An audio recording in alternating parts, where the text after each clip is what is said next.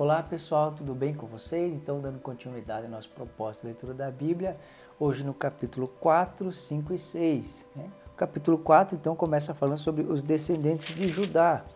E eu queria, então, dentre tantos nomes, como a gente tem dito, destacar a história de um homem chamado Jabes. Diz assim no versículo 9.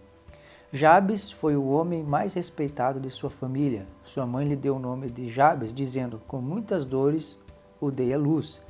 Jabes orou ao Deus de Israel: abençoa-me, aumenta as minhas terras, que a tua mão esteja comigo, guardando-me dos males e livrando-me das dores.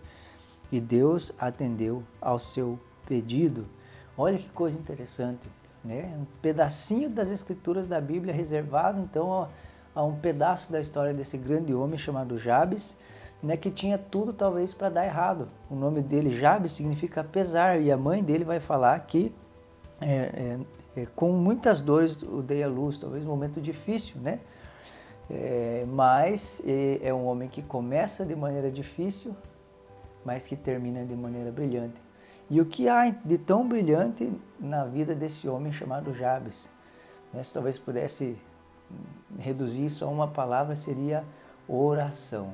Esse homem orou ao Deus de Israel.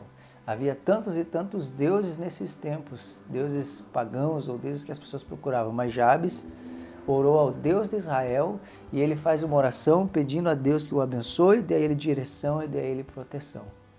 Ou seja, se eu e você queremos ser uma pessoa bem-sucedida, terminar bem, como diz o texto aqui, ser respeitado, um dos ingredientes para que isso aconteça é a oração, e não somente a oração, mas a oração ao Deus das Escrituras, ao Deus da Bíblia, ao nosso Pai, né?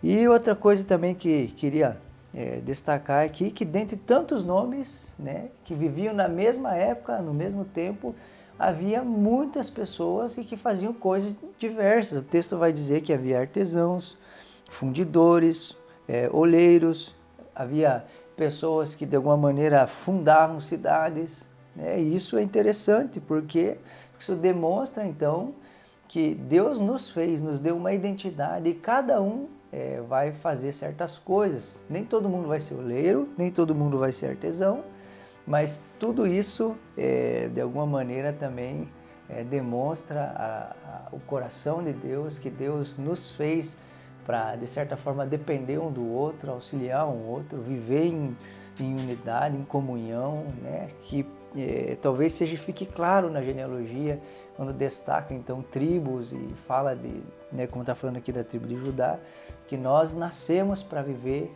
uns com os outros e temos necessidade, porque aquilo que eu tenho você não tem, aquilo que você tem eu não tenho, e assim nós nos ajudamos. Os descendentes de Simeão, queria destacar aqui algumas coisinhas que percebi. A primeira delas é versículo 27, Simei teve 16 filhos e 6 filhas, mas seus irmãos não tiveram muitos filhos. Por isso todos os seus clãs não se igualaram em número à tribo de Judá. Aqui está falando de quantidade de filhos, de um homem que teve muitos filhos e de alguém que não teve tantos filhos assim. E é importante falar sobre isso porque nesses dias se tinha algo que era bênção ou considerado dádiva de Deus ou que era maravilhoso, e quando alguém não tinha, sofria, quando você vai ver muitas histórias na Bíblia de mulheres estéreis e que eram de certa forma sofriam por não ter filhos. E também quando as mulheres tinham muitos filhos era uma grande alegria. Por quê? Porque os filhos eram considerados herança do Senhor. E a minha pergunta é, como será que nos nossos dias a gente tem visto os filhos? Será que a gente tem visto eles como um problema?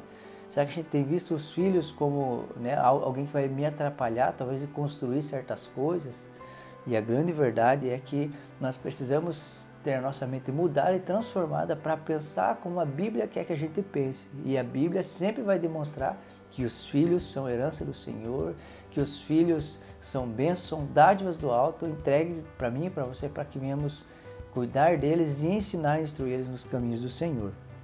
Versículo 38 também vai falar algo interessante, diz assim: essa é a lista dos líderes dos seus clãs, suas famílias cresceram muito e por isso foram aos arredores de Gedor, ao leste do vale, em busca de pastagem para os seus rebanhos. Encontraram muitas passagens boas numa região vasta, pacífica e tranquila, onde alguns camitas tinham vivido anteriormente. Aqui está falando então, né, de pessoas que, uma tribo que por gerar filhos ou por, crescer, então, se é que eu posso dizer assim, tem que mudar. E isso é fato na nossa vida. A gente precisa compreender que crescimento vai exigir mudança. Crescimento vai exigir que às vezes a gente deixe o lugar que a gente está para ir para um lugar mais amplo, maior e melhor. Há muitas pessoas que às vezes não crescem ou não expandem nas suas vidas, e isso nas mais diversas áreas, porque às vezes tem medo de deixar aquilo que tem e para se arriscar para algo maior, para algo além, para algo que talvez a situação se está pedindo. Né? Tanto é que tem um texto na Bíblia que vai falar sobre alargar as tendas, estendê-las, né? Que está falando de expansão e crescimento. E a grande verdade é que para que haja então crescimento, às vezes vai exigir de nós certas mudanças, né? Adequação e coisas desse tipo. Capítulo 5 vai falar então aqui, né, sobre um homem que de certa forma perde algo tão valioso e precioso por algo que talvez se pensasse com certeza não faria, né? E é muito comum ver isso na Bíblia, né? Judas trocou, né, Jesus Cristo por moedinhas, e a gente vai ver histórias como de Esaú, que troca a sua primogenitura por um pratinho de sopa. E aqui então Rúben, o filho mais velho de Israel, né? Ele era o mais velho, mas por ter desonrado o leito de seu pai, seus direitos de filho mais velho foram dados aos filhos de José, filhos de Israel, de modo que não foi alistado nos registros genealógicos como o primeiro filho. Ou seja, alguém que era primogênito, que nasceu, que tinha direito a isso, perdeu por um deslize, por um tropeço, que com certeza se pensasse um pouquinho mais no que isso traria para a sua vida, certamente não faria. Ou seja, na genealogia mostra histórias lindas como as de Jabes, mas também vai mostrar histórias de pessoas que sofreram perdas por causa dos seus erros. Né? Capítulo 6 aqui vai falar então dos descendentes de Levi, e algo interessante que eu queria destacar aqui é que da descendência de Levi é que veio então, né, os sacerdotes, como a gente já viu, os músicos, os salmistas, os cantores, que eram responsáveis então, né, pelo templo e por todo o trabalho sacerdotal. Versículo 48 vai dizer assim: seus parentes, os outros levitas, foram encarregados de cuidar de todo o serviço do tabernáculo, o templo de Deus. Mas eram Arão e seus descendentes que cuidavam dos sacrifícios no altar do holocausto, das ofertas no altar de incenso e de todo o serviço do lugar santíssimo, como também dos sacrifícios de propiciação por Israel, conforme tudo o que Moisés, servo de Deus, tinha ordenado. Olha que interessante. Então, aqui já havia passado muito tempo, então, né, dessa caminhada no deserto, das leis de Deus, mas você vai encontrar ainda eles fazendo como Deus queria que fizesse. Que o tempo não mine, não roube de nós o temor a Deus e o que Deus espera e deseja de nós. Às vezes o tempo passa e algo que a gente estava fazendo como Deus queria, com o passar do tempo a gente toma outros rumos, e a gente vai ver isso, vai perceber isso na questão dos sacerdotes futuramente, né?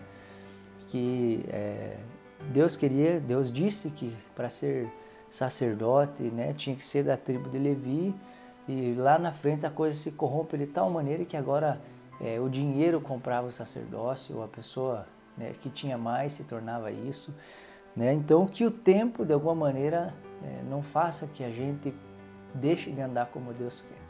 Que Deus te abençoe e até a próxima.